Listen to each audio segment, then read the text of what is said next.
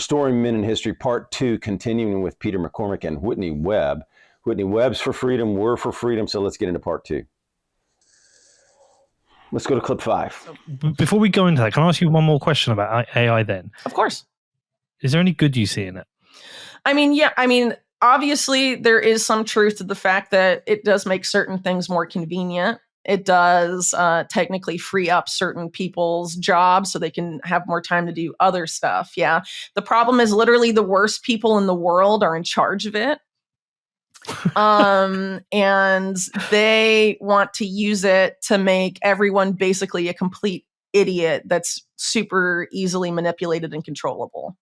And that is what needs to be resisted. So, if someone wants to make like an open source AI that, I don't know, does some stuff, I'm not going to be like, no, don't do that. But, I think it's very important now more than ever to divest as much as possible from big tech, Google and Oracle and, all these other companies, Amazon, what have you, because they have too much power. The people in charge have obvious problematic agendas. And they basically, at least in the US, they own the government. They basically control the government. The tech billionaires fund almost all the politicians. They have access to all of the data of the military and intelligence agencies.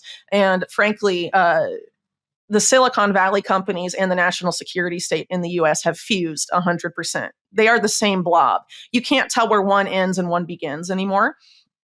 That's highly problematic. That's fascism, right? When corporations and government fuse. So yeah, Silicon Valley fascism has arrived, at least in the United States. I think a lot of people just haven't realized it yet. So those companies we cannot feed, and they feed off of our data. They've been saying for years, data is the new oil. So instead of the oil barons of the early 20th century, these are the data barons of now. We need to divest from them if we do not want them to have extreme entrenched power, because a lot of these guys are transhumanists with the view that humans must merge with machine, not that the humans that want to merge with machine can.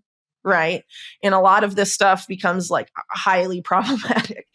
Well, again, you see this overlap in the government to the private sector, Twitter from the intelligence agencies going over to Twitter, going over to Facebook. So you've seen this overlap. You saw the Twitter files. You've seen what happened.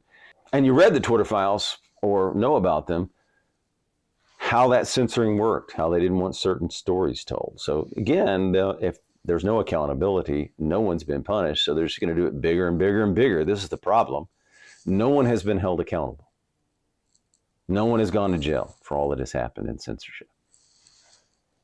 In regards to your health and everything, and your knowledge and your information and what you get, right? Freedom of speech, the ability to hear things, Alito said, the ability to be able to read things, freedom of speech, protected by the First Amendment, in that the government, the federal government, can't direct it, right? Federal government can't go over to Twitter and tell them don't publish this, can't go over to Twitter and say don't do this, in theory. We just went through a lot of court cases. So I like what she says this, they want to use it to make everyone an idiot. Hey, listen, if you don't use your mind, it's going to deteriorate, right? And we see this in other ways, right? The education system pushing Marxism, pushing feminism, indoctrination centers, we call it, colleges, high schools. And then it also drives people against each other using Marxism, driving men against women when we need to come together for freedom, right? The main thing is all of us need to come together for freedom. Black and white, women and men, come together for freedom. Transhumanism, she talks about how society must be organized. Technocracy, authoritarian. Well, you see the push. Again, you lived through COVID. You saw the authoritarian nature of it. Next clip 6. There's a lot of cultural issues with celebrity in the West where people have been trained to wait for a political savior who's going to come and save us of all of our problems, and no one actually has to do anything. And we can just sit back and wait for the right person to run for office, and then we all vote for them, and then this one person is magically going to save us from all of our problems.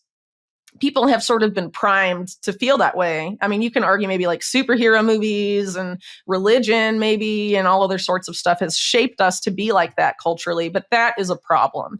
What we should do is take responsibility for what we need to survive and what our communities need to survive, and get as local as possible and not be so dependent on these people at the national level, or assume that one person can fix everything, because that hasn't worked. Okay, so get involved in your community, have friends, get in a men's group, build a community or join one.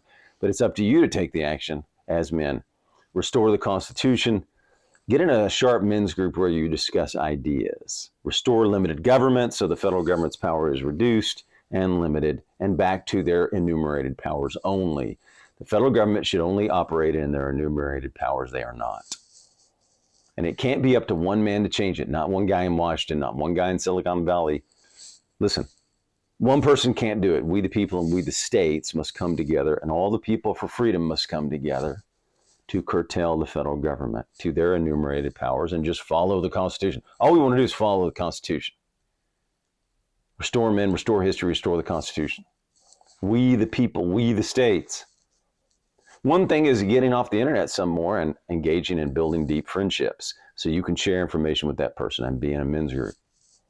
Talk about these subjects, talk about AI, explore it, AI. So again, it's up to us, get local, operate, build communities, and don't count on some hero or savior in Washington, one politician, one man. We say this all the time in the groups. It's up to us, the men, to change it. Not one guy in Washington, one guy in Silicon Valley, one hero. It's got to be us. We've got to come together for freedom and do this together. Next clip 7. So yeah, there's been a push for several years, but now it's gaining an insane amount of momentum in steam. But it really goes back several years. And the goal is to have a regulated internet, which means the end of online privacy and anonymity. And they want to do this by having people link a government-issued ID to their internet access and internet activity. Who is they? So in the U.S., it's come from the government, but it's not. A lot of government policy, whether it's about this or something else, doesn't come organically from the government. It comes from think tanks. It comes from groups like that, or even the WEF, the World Economic Forum, that are then given to politicians, and politicians legislate and enact it, and then the state enforces it. But it's not necessarily the ideas of the legislature and the state itself, these policies. And more often than not, these think tanks are funded by corporations and billionaires and all of these guys. And they also own the politicians. So it's really them creating the policy. And they use the state as an enforcer to force it on the public, right? So that's, I guess, the global public-private partnership is what my colleague Ian Davis calls they, right? And I think it's pretty fair. He puts the BIS at the top, by the way, of the pyramid. But this policy, one of the earliest iterations of it, at least in the United States, was during the Obama administration. They called it a driver's license for the internet. The idea of, in order to access the internet, when you set up, internet connection at your house, the internet service provider links all of your internet traffic to your ID. And in doing so, the government and the signals intelligence arm or intelligence agency of the government then has access to not just everything you're posting and writing online, but also everything you read and consume online. And everything you buy. And everything you buy. Totally. I mean, this whole push is completely related to ending financial anonymity and financial privacy as well. It's a completely interrelated thing. And I've done pretty extensive deep dives on this going back to probably like 2021. Because it's very tied up with how they're likely to force this regulated internet on the populace. Because they're not just going to be like, let's do this now. I mean, people aren't going to go along with it. So they need some sort of event that gets people angry and afraid and panicking in order to stick it through. So basically, this is going to be folded into, I guess, what I would call a Cyber Patriot Act. The Patriot Act being the legislation pushed through in the U.S. after September 11th, 2001. Right. A lot of which wasn't necessarily related to anything to do with 9/11, but was a huge power grab by the state taking advantage opportunistically of the panic after 9/11. So they need some sort of event like that to ram all this stuff through. But the plans have been on the books for a very long time, and it's not just the U.S., it's really everywhere. So absolutely no more control, right? We need to reduce the size of government. She calls it the global public-private partnership. We call it the powers that be and other things. And what is the goal? The end of your privacy. Imagine everything you read being looked at by them, the powers that be, and how the powers that be could manipulate and use that information. So let's not forget the goal. The goal is the end of privacy and anonymity, but also complete control, complete power. So what do we have to do to protect that? The ratifiers thought your privacy was important. And we're not going to take the whole day to go over this, but the Fourth Amendment in America we have, I think Britain's forgotten that. Fourth Amendment, the right of the people to be secure in their persons, houses, papers, and effects against unreasonable searches and seizures shall not be violated, and no warrants shall issue but upon probable cause supported by oath or affirmation, and particularly describing the place to be searched and the persons or things to be seized. Now, we're not going to go in the context and history of that, but the Fourth Amendment is a beautiful amendment. We love it. We must protect it. And again, who's it up to protect it? Us. So they're always trying to denigrate and go around our U.S. Constitution. It frustrates globalists and power-hungry tyrants and totalitarians because it's still there. It's still written, right? They would love to just throw this document away. And by the way, in America, too, look what's going on in England. And that's going to be up to the men of England to resolve peacefully and lawfully and handle. But we don't want to go into England today. We want to stick to our problems in America for the most part. But you can just see England. How would you like to have that here?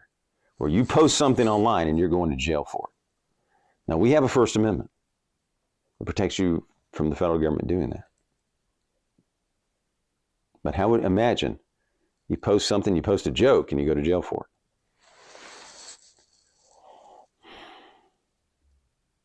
Okay, she talks about the Webb, the think tanks, giving the documents to the politicians. We know that occurs, and then having the state enforce it for them. Again, these people behind it are smart, right? They know how to use the system to benefit them, not you. So the state is the enforcer instead of us restraining the federal government to their enumerated powers.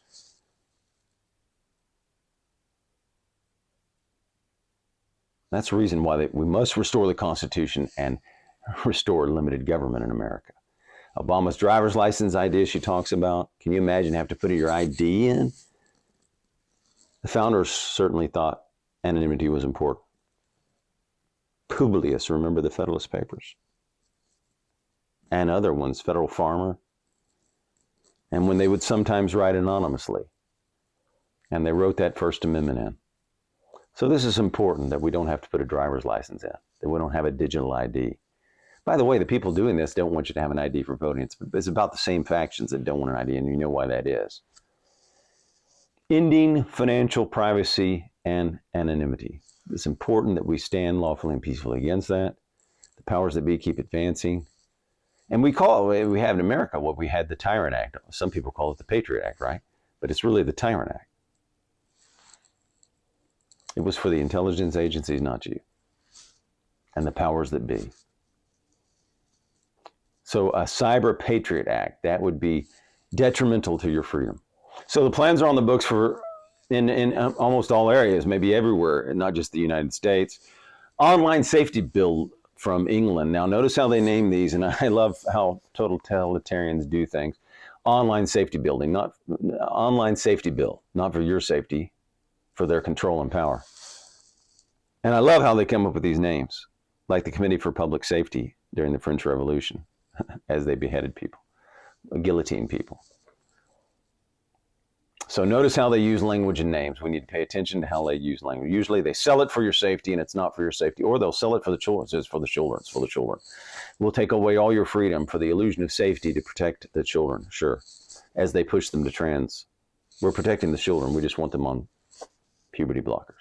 And you see this prime minister and others in England wanted to go after Elon Musk. We have a First Amendment here. We believe in free speech in America still, many of us, many of the people, and I'm sure there's many of people in Britain, the citizens of Britain, Englishmen, that believe in free speech. It's their government. Again, it's the governments and the oligarchies that seem to be pushing this.